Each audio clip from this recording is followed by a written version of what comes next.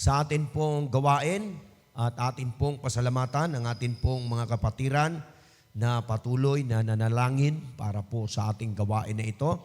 Atin pong ibigay ang pinakamataas na papuri sa atin pong Panginoon, saan man kayo naroon. Salamat po sa inyong mga dasal.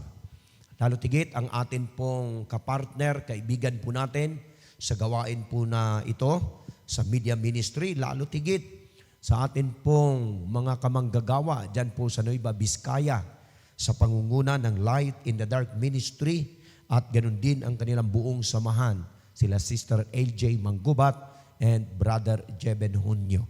So thank you very much ang atin pong mga kaibigan na nariyan ngayon sa Bulacan, saan man kayo naroon, sila Sister Jennifer Tilia de Leon. Thank you very much sa inyo pong pagsubaybay sa atin pong programa. Sila po ay galing ng Hong Kong. Thank you. At ang atin pong mga kaibigan, sila Brother Butchoy. Thank you very much. At sila po ang ating mga kapatiran na patuloy na nanalangin sa atin pong gawain dito po sa ating iglesia. Ganoon din ang atin pong mga kaibigan, sila ni Sister Lot. Thank you very much. At ang atin pong mga kamanggagawa dyan sa Mindanao, ganoon din sa Cebu, ganoon din dyan sa may Burias Island, sa may Masbate, dyan po sa may Bicol Region, dyan po sa may Mindoro, Rojas at Katulayan Seventh-day Adventist Church, dyan po sa may Siquijor. Thank you very much mga kapatid. So tayo po ay pinagkaisa, pinagbuklod ng atin pong Panginoon para po sa ating gawain. Tayo po ay laging naka-update sa pangyayari sa atin pong sanglibutan. Mayroon lang po tayong panoorin na video na sandali lang ito. Siguro wala itong mga 30 seconds, mga ganun lang. Pero sundan lang natin kasi ito yung nangyayari kasalukuyan, literal na atin pong kinakaharap.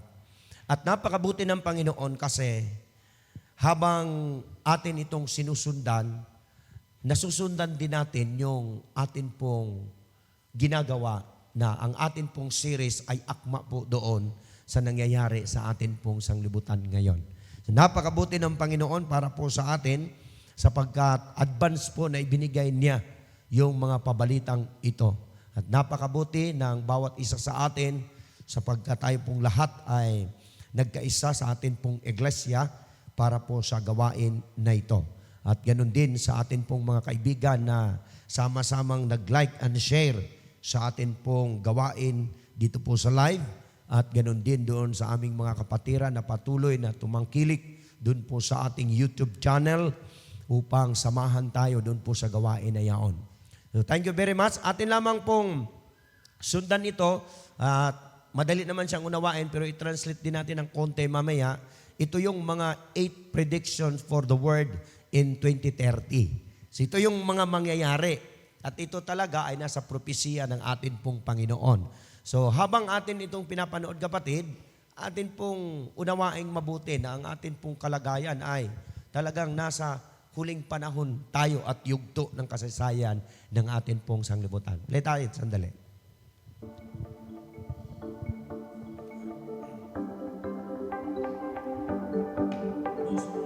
Sa may lalaki. Balik natin doon sa may lalaki. Ayan. Tapos yung mga nakasulat doon sa gitna niya.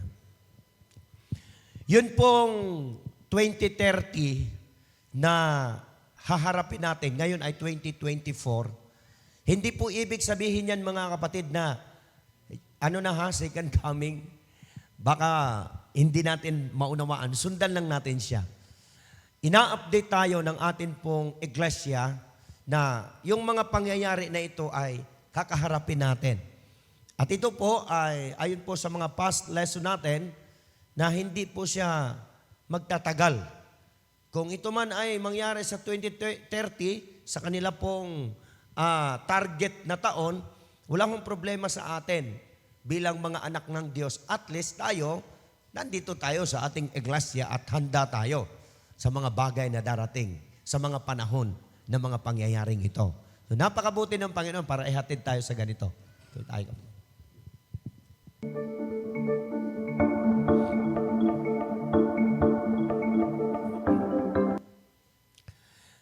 Sige pa. Yan.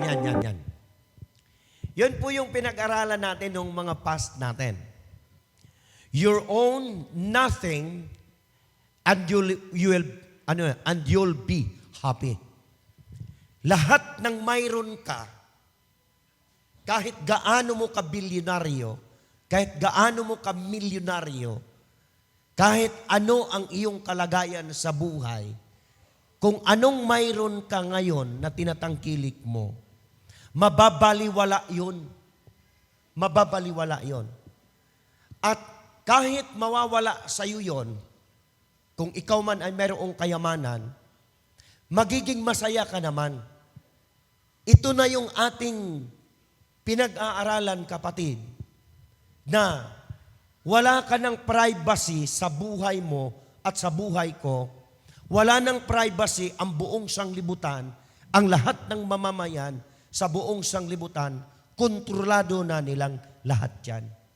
So ito yung ating pinag-aaralan, nga darating at darating ang panahon, mga kapatid, kaya tayo pinag-iingat ng Diyos kasi ito ay isang trap sa buong sanglibutan na dapat mag-ingat ang mga anak ng Diyos. Oo, mawawalan kayo, pero magiging masaya naman kayo kasi lahat ibibigay sa inyo ng buong sanglibutan. At ang pamamahalang iyan ay nagmula mismo sa kanila. Hindi ho yan sa atin. Yan ang programa ng pambuong mundo sa darating na 2030. So ganun po siya kaganda. Ang panukala kasi na ito, puro kagandahan. Ang dala niya, common good para sa buong sanglibutan. Di ba ang buong sanglibutan daranas na? Ito na, hinaharap natin, di ba? Humaharap tayo ng krisis dahil mayroong digmaan na gaganap dyan. Wala hong tigil yan hanggang ngayon. Nagigirian yan, pero tuloy-tuloy yan. So ibig sabihin, magkaroon ng malaking krisis yan, maraming mamamatay, maraming maghihirap, pero ang panukala nila, kapatid, lahat yan ay matutugunan. Lahat ng problemang yan, lalo tigit ang ating pangangailangan, magiging masaya tayo. Kahit mawawalan ka, at least masaya ka sa panukala ito ng pambuong mundo. Tuloy tayo, kapatid.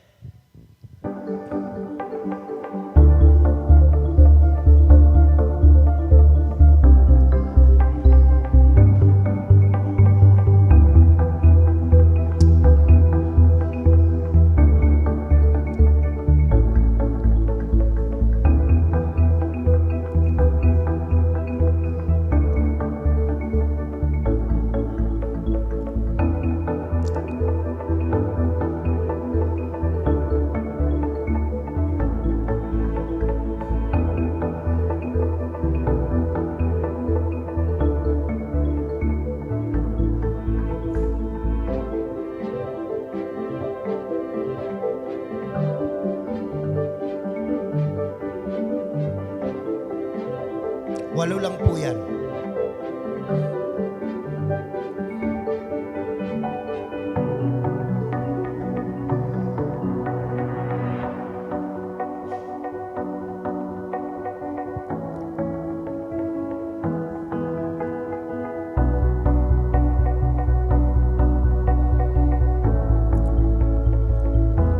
Ayan.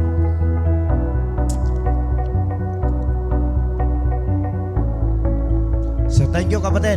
Thank you very much. Ipinakita na sa YouTube po yan. Type nyo lang yan. Napakadali naman ho. Yung 2038, yung pamamaraan na yan, i-type nyo lang sa cellphone ninyo o kaya sa inyong tahanan. Mapapanood nyo po yung buo dyan. Ngayon, ito yung ating tinutukan. Kasi ang buong mundo, ang panukala nila, kapatid, ay babaguhin ang takbo ng ating pamumuhay. Para mabago ang pagbabago na yan sa takbo ng ating pamumuhay, nagiging isa tayo na nangangalaga sa atin pong buong planeta. Napansin niyo po? Ang common good na tinatawag, mayroon siyang bahagi kung paano tayo mamuhay na susunod tayo sa kapangyarihan ng sanglibutan at ang kapangyarihan ng sanglibutang ito ay para sa kabutihan ng ating planeta. Sino ang magsasabi sa atin na mali yan? Wala hong nakapansin yan, kapatid, na mali yan. At walang pwedeng kumontran yan sapagkat yan ay aprobado na. At walang pwedeng makipaglaban diyan kasi yan ay implementado na, kung baga. Ipapatupad na lang yan sa target ng 2030. Sa taong iyan, gusto ng isang pamahalaan na pambuong sanglibutan para magamit natin yung ating sarili na tayo ay makiisa sa gawain na maalagaan ang sanglibutan. Wala nang polusyon. Di ba?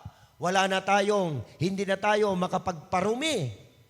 Hindi na tayo gagawa ng kung anumang gawa dahil kontrolado na nila.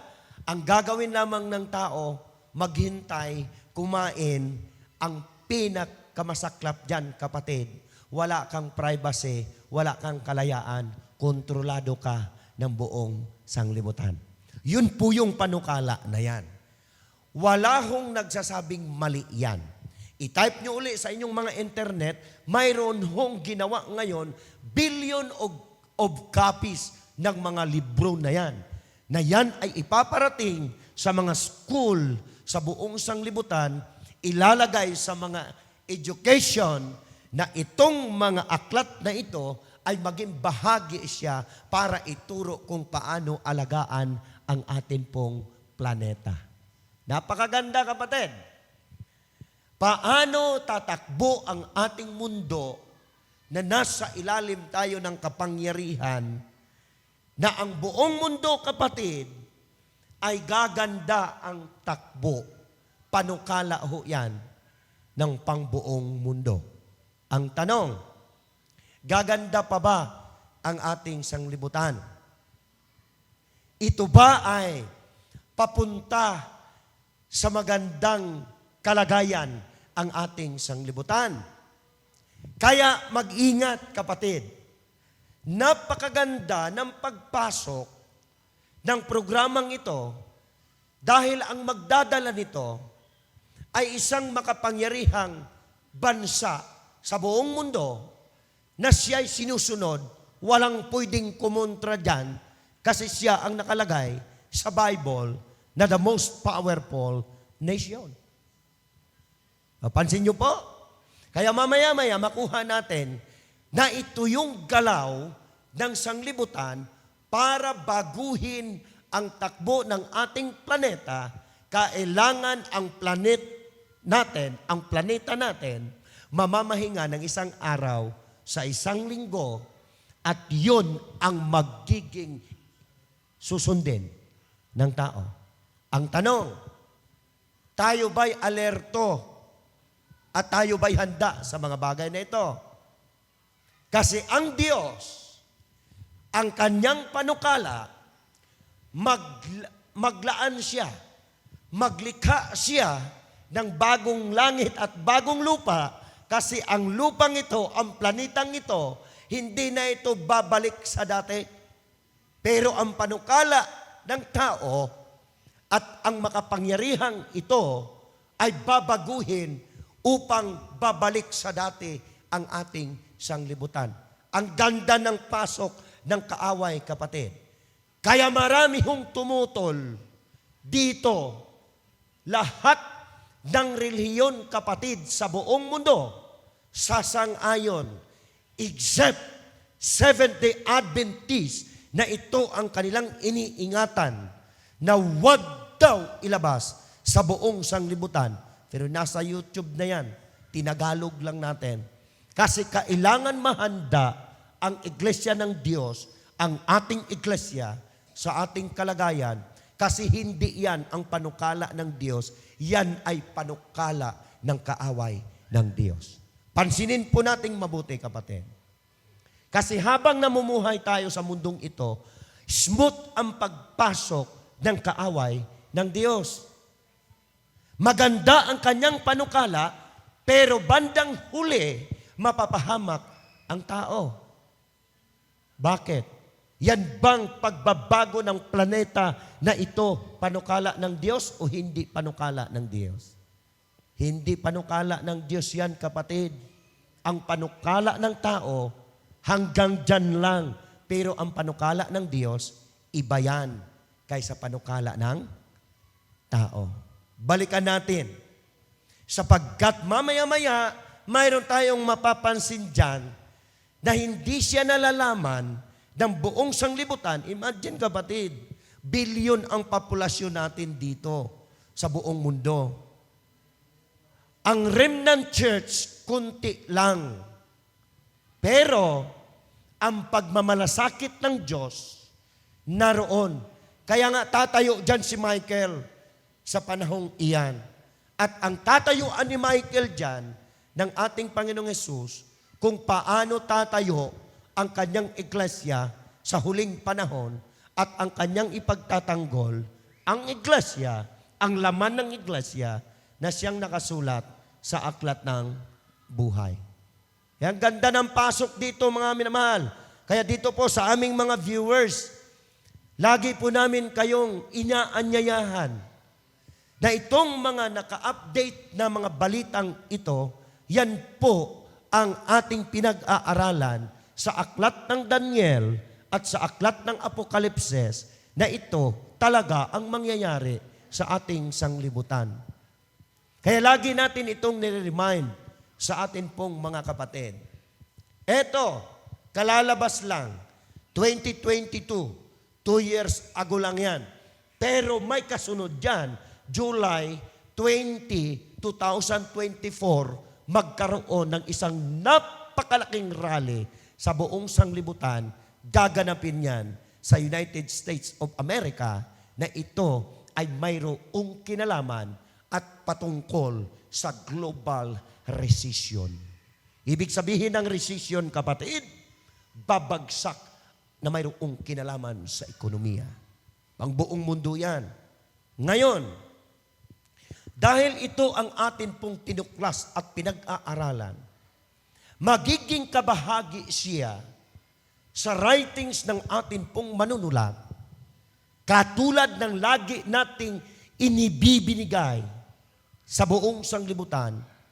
The agencies of evil are combining their forces and consolidating, and they are strengthening for the last great crisis. Great changes are soon to take place in our world.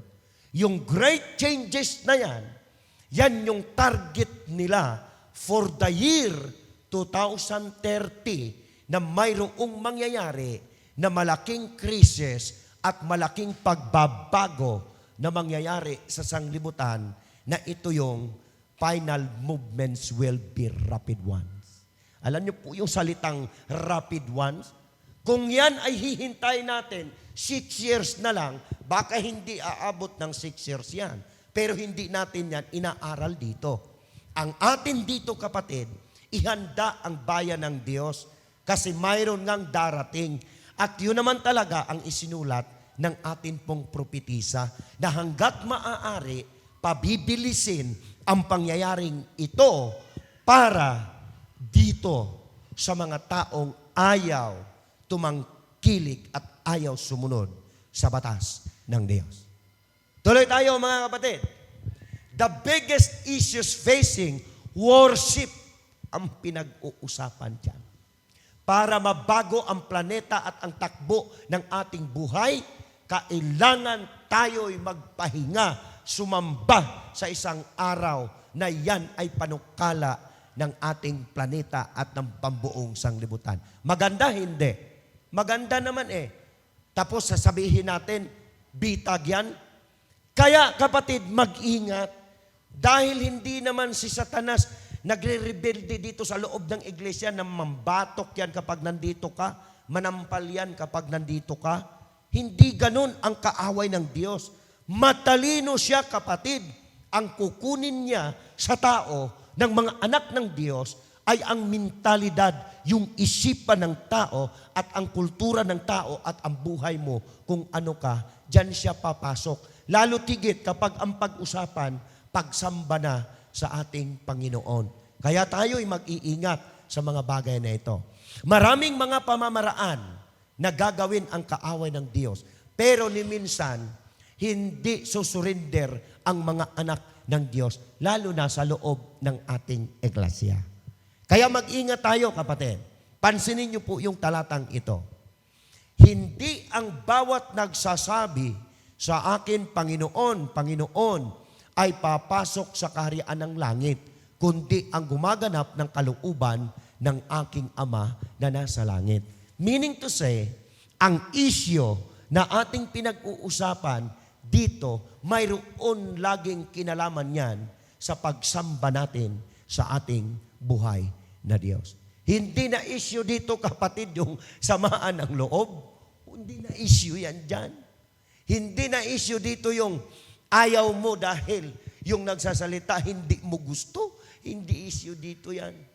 Ang issue dito, kapatid, paano mahanda ang mga anak ng Diyos pagdating sa mga bagay na ganito. Kasi ang buong akala natin, luhod tayo ng luhod, simba tayo ng simba, hindi kasi natin naunawaan pala kung ano ang panukala ng kaaway dito sa iglesia ng Panginoon.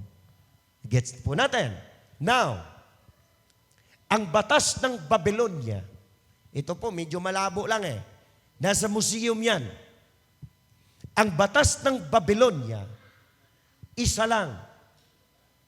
Mayroon ding parusa, isa lang.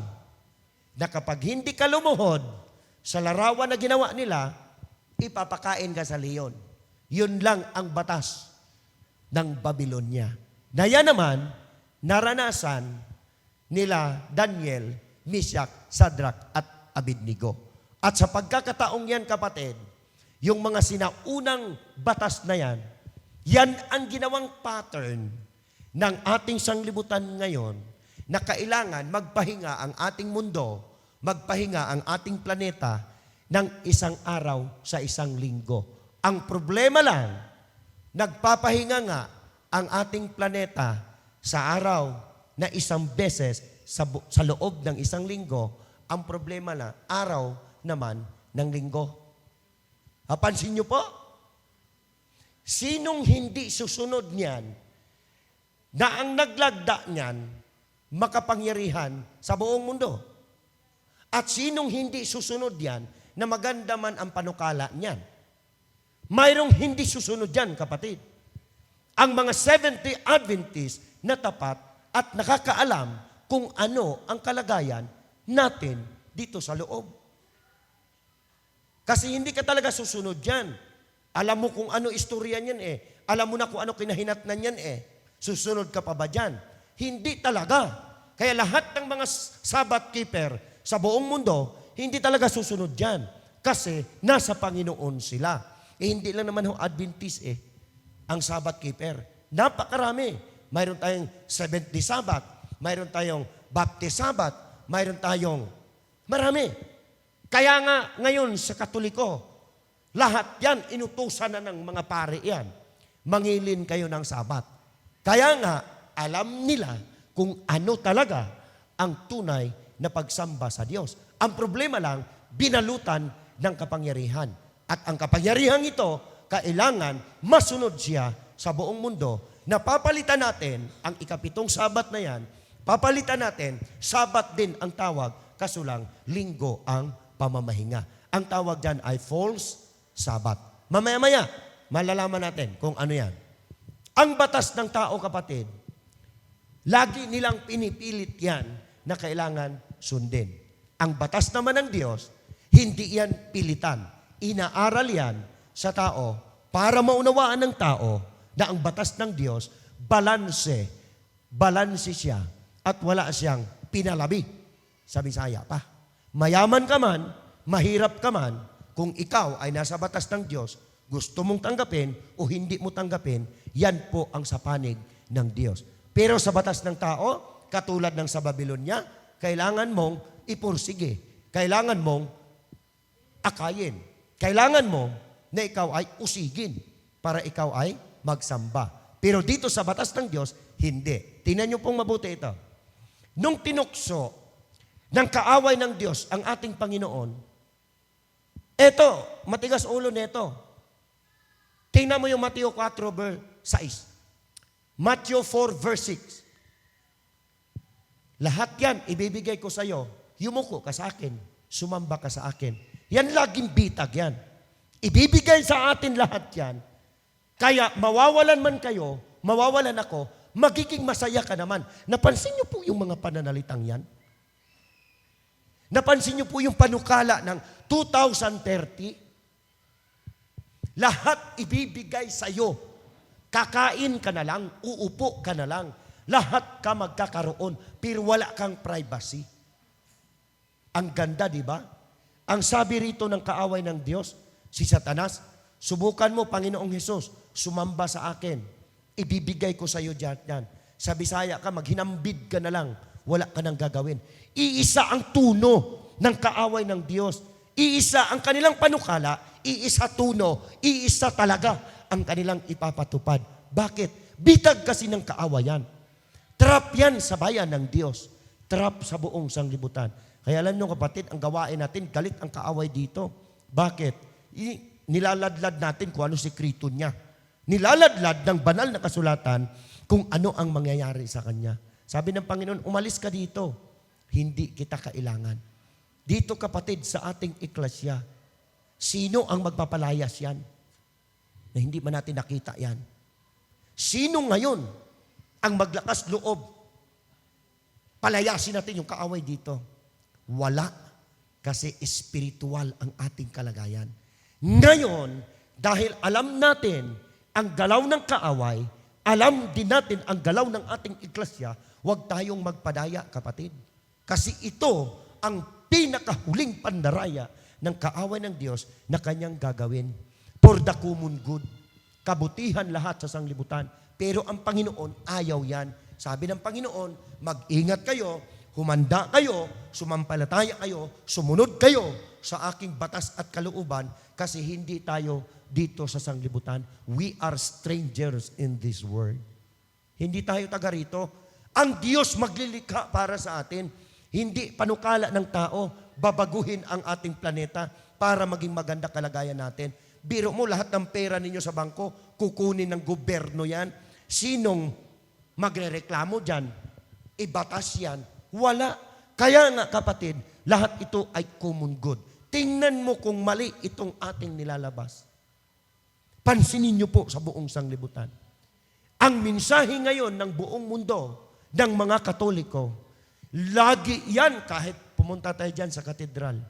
Kapag nagsalita ang pari, kapatid, always yan common good para sa kabutihan, pagmamahal, magmahalan ang bawat isa para sa ikabubuti ng ating planeta.